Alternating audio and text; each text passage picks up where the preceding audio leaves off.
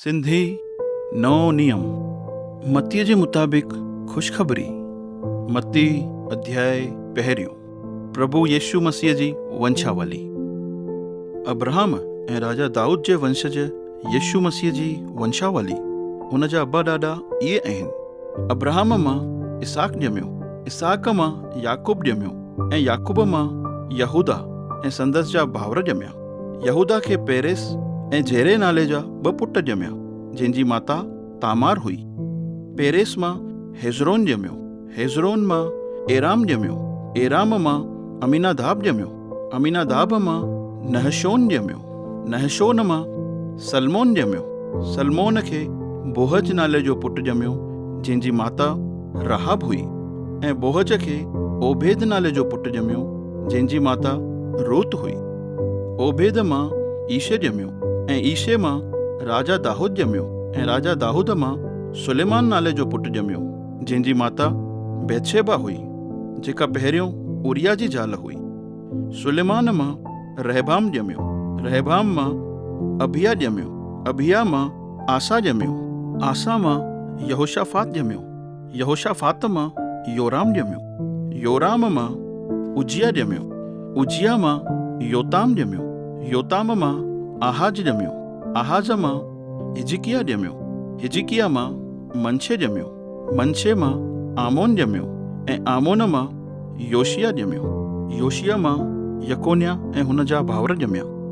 उहे उन वक़्तु रवंदा हुआ जॾहिं बेबीलोन जी सेना इज़राइल जे माण्हुनि खे क़ैद करे पंहिंजे देश बेबीलोन में वठी वई।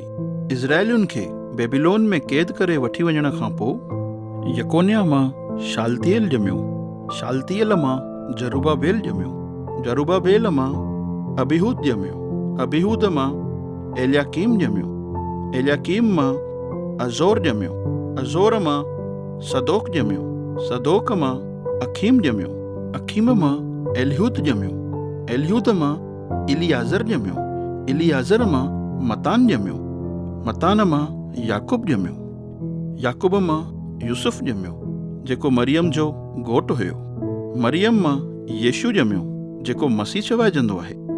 ईअं ई अब्राहम खां वठी राजा दाऊद ताईं कुल 14 पीढ़ियूं थियूं। राजा दाऊद खां वठी इज़राइलियुनि जे बेबीलोन देश ॾांहुं वठी वञण ताईं 14 पीढ़ियूं थियूं ऐं बेबीलोन देश में पहुचाए वञण खां वठी मसीह ताईं वरी ॿियूं 14 पीढ़ियूं थियूं। यीशुअ जो जनम।